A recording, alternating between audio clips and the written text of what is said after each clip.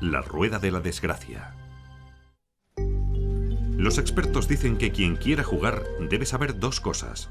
Primero, las probabilidades de ganar al juego elegido. Y segundo, que el casino siempre tendrá todas las probabilidades a su favor. Christy Wilson, de 27 años, creía poder cambiar las tornas en su juego favorito, el blackjack. Sus amigos dicen que tenía un talento innato con la baraja. Era una fiera con los números, un genio de las matemáticas. Le bastaba con echar una ojeada para evaluar la situación y calcular al momento las probabilidades. Había estudiado a fondo cómo jugar a ese juego, cómo mejorar su juego. En realidad era muy buena jugadora. El 4 de octubre del 2005, Christy acudió al casino Thunder Valley en Lincoln, California, para una velada de blackjack. 2 días después, el compañero de Christy, Danny Burlando, llamó a la policía para denunciar su desaparición. Burlando afirmó que Christy no había regresado del casino. Era bastante sospechoso. En todas sus conversaciones te producía una sensación muy ambigua, tanto de inocencia como de culpabilidad.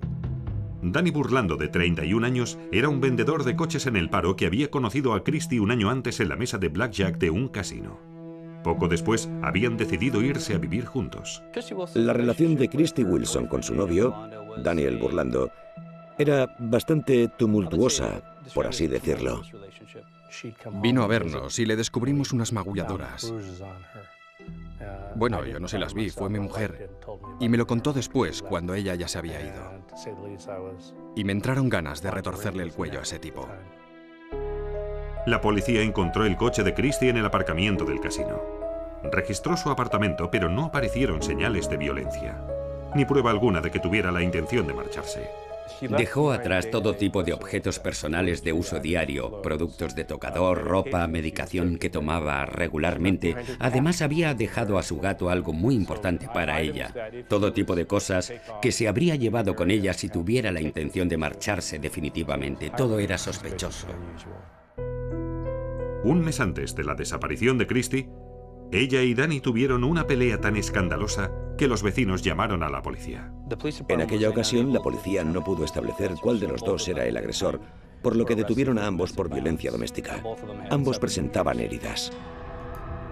Al investigar el teléfono móvil de Burlando, la policía descubrió que había llamado al móvil de Christy 78 veces desde su desaparición.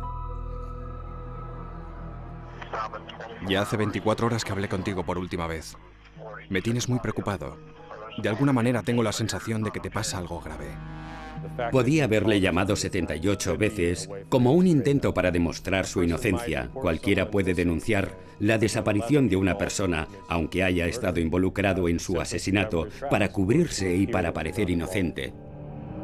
Los padres de Christy e incluso la policía se preguntaban si Danny Burlando había llegado finalmente demasiado lejos. Les dije, ese tipo me da muy mala espina. Hay un historial de violencia entre ellos. Ese tío me huele muy mal y quiero que le investiguen a fondo. En mi condición de familiar y policía a la vez, tenía la clara intuición de que había pasado algo muy grave. Christy Wilson había desaparecido después de una velada de juego en el casino. Como su padrastro era policía local, agentes de todo el sur de California participaron en la búsqueda. El Departamento de Policía de San José había coordinado una búsqueda a gran escala.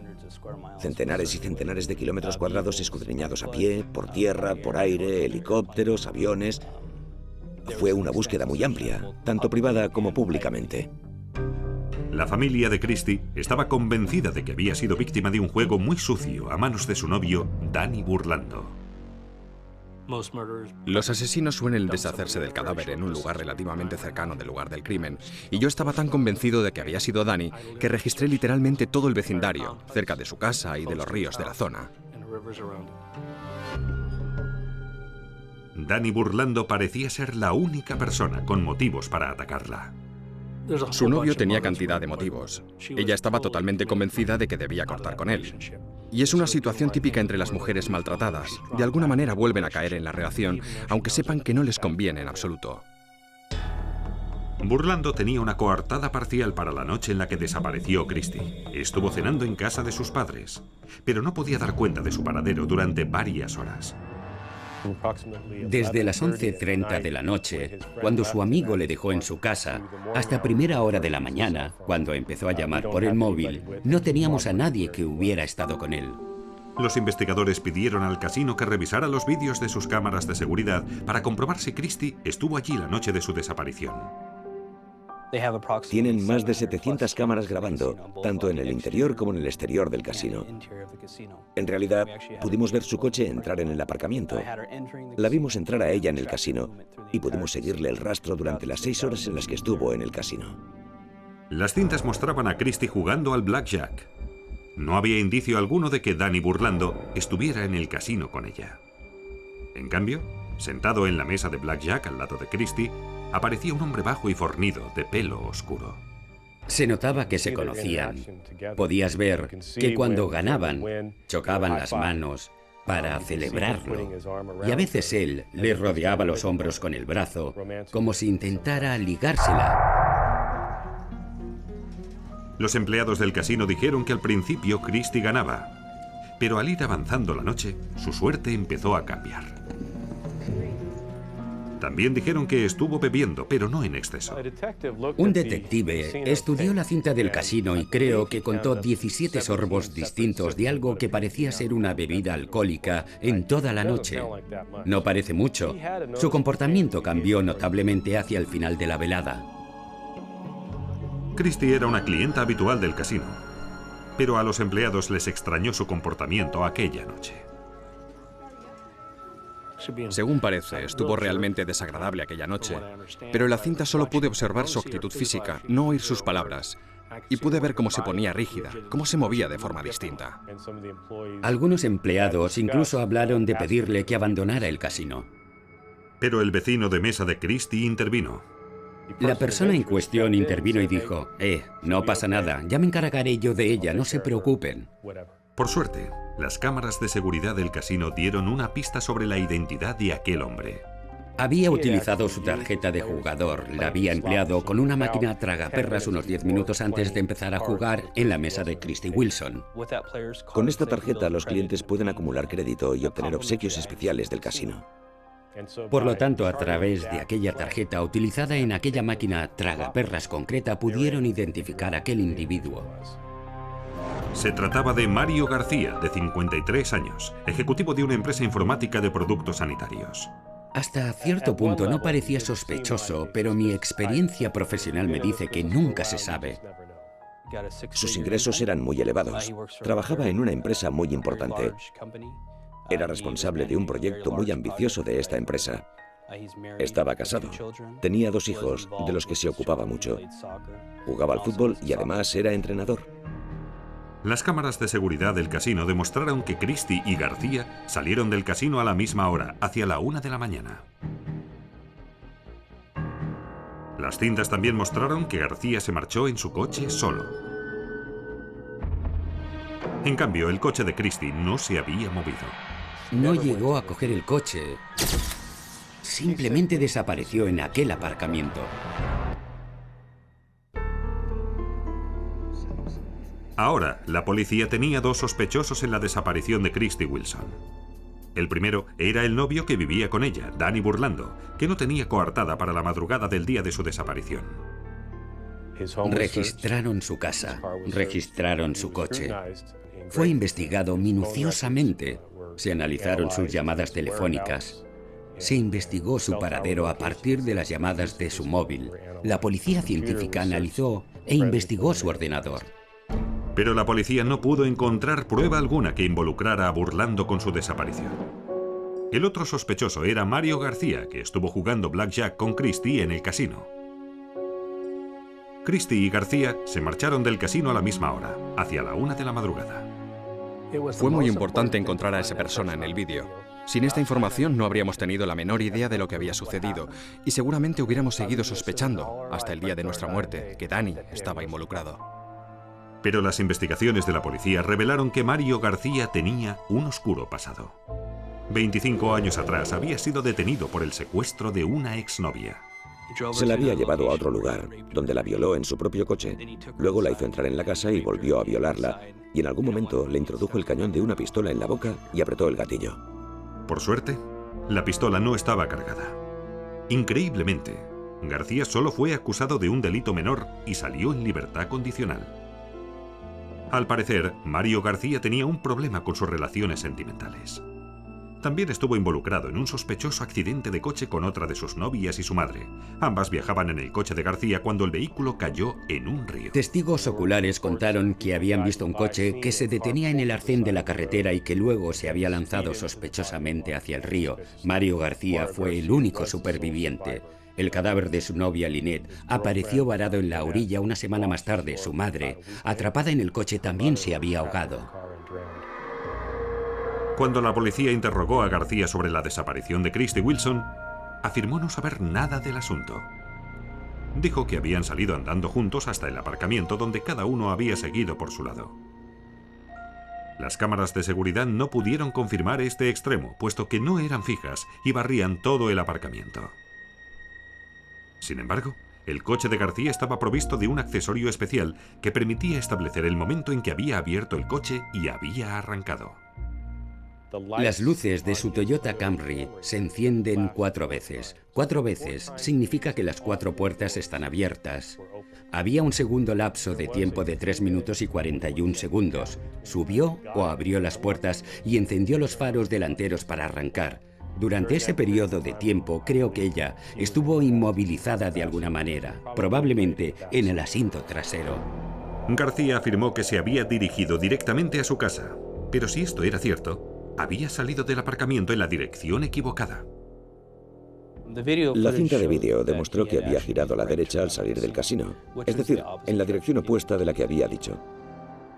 Además, García afirmó haberse quedado en casa acostado toda la noche hasta salir a trabajar a las 8:30 de la mañana siguiente.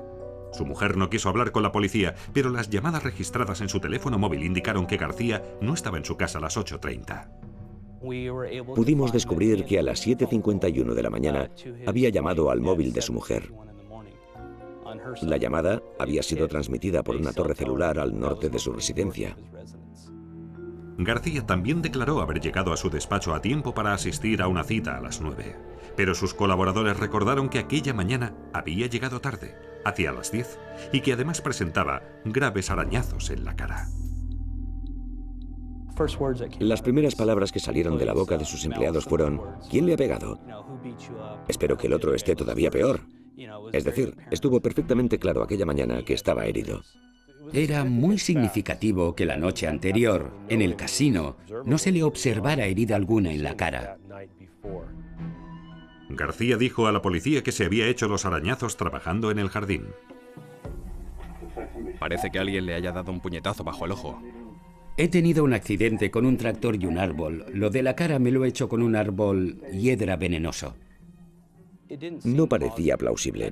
No conozco a mucha gente que se dedique a podar árboles entre la 1:30 y las 8 de la mañana aproximadamente, cuando se supone que debe estar preparándose para acudir a una reunión.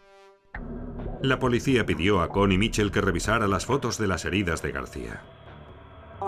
Estoy especializada en medicina de emergencia, por lo que es obvio que vemos cantidad de heridas. Mitchell estaba especialmente interesada en la situación de las heridas de García. Los 4 arañazos paralelos en el lado izquierdo de su torso y su cara. En este caso, es importante que sea el lado izquierdo, porque si se trata de una víctima diestra, es más probable que su mano derecha arañe el lado izquierdo del agresor cuando lucha para escaparse. Christy Wilson era diestra.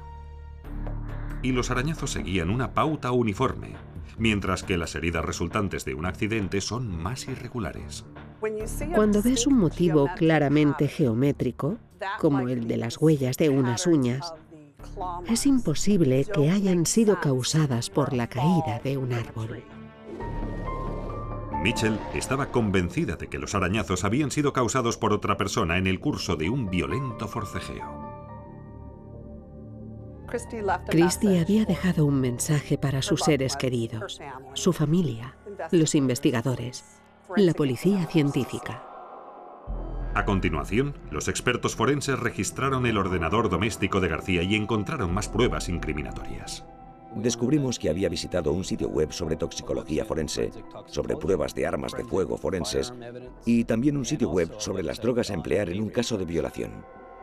Pero si el responsable de la desaparición de Christy era Mario García, Los investigadores se topaban con un obstáculo insuperable para acusarle.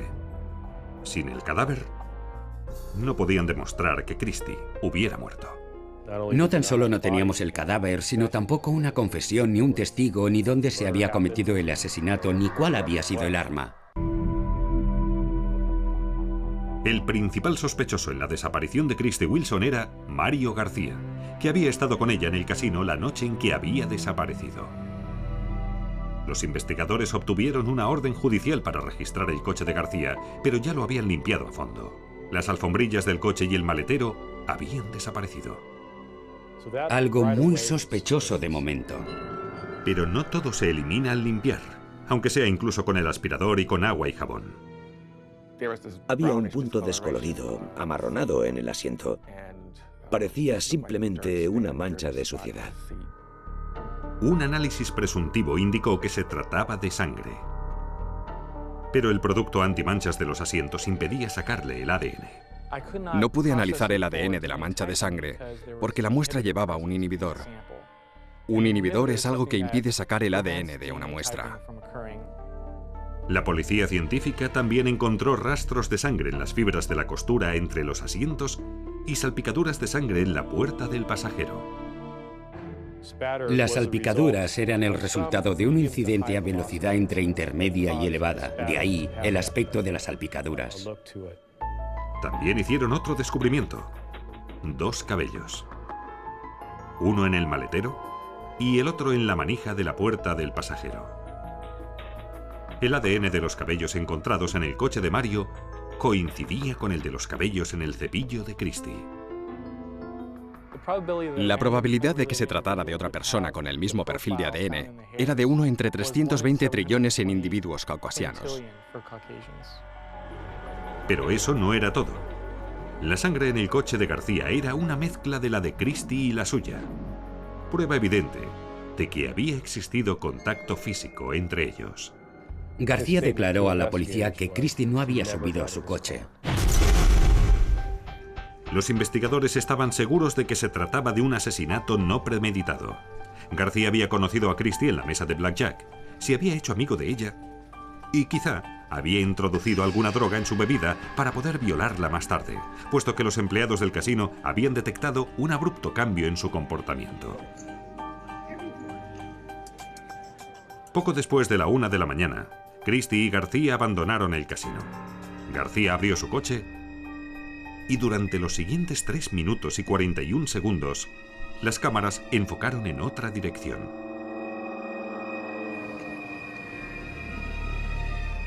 Los investigadores creen que fue entonces cuando el hombre agarró a Christie y le golpeó la cabeza contra la puerta, creando salpicaduras de sangre y dejando un cabello bajo la manecilla de la puerta. Obligó entonces a Christie a tumbarse en el asiento trasero y salió del aparcamiento sin despertar sospechas. García se dirigió hacia una zona al norte de su residencia, donde seguramente se produjo otra escaramuza. Se golpearon y arañaron mutuamente, dejando rastros de su sangre en el coche y marcas en la cara y el torso de García. Al parecer, el asesino metió entonces el cuerpo de Christie en el maletero, donde la chica dejó un solo cabello. El paradero de García a las 7:51 pudo establecerse gracias a la llamada que realizó a su mujer por el teléfono móvil. Prueba de que no se encontraba en casa, como había declarado. Pero el lugar donde había dejado el cuerpo de Christie seguía siendo un misterio. Hay tantos elementos perturbadores en este caso, pero este es el peor, el que más afecta a la familia, que no puede dar su descanso final a su hija, o por lo menos a los restos mortales de su hija. Los miembros del jurado de la causa judicial antes mencionada declaran al acusado Mario Flavio García culpable del delito que figura en el punto 1 de la acusación. En enero de 2007, Mario García fue juzgado y declarado culpable del asesinato de Christie Wilson con una condena de 59 años de cárcel. Soy inocente. No maté a Christie Wilson. Las pruebas forenses contribuyeron a resolver el caso. Pero también fue gracias a Christy Wilson. En este caso, Christy Wilson era la testigo silenciosa. Estuvo presente en el juicio, hablándonos a través de las marcas que había dejado en la cara y el torso de Mario García. Se lo dije en nombre de la familia. Al final del juicio le dije a Mario, de acuerdo, has ganado, la has matado, pero ella te ha dejado las marcas que te meterán en la cárcel para el resto de tu vida y que salvarán a otras mujeres.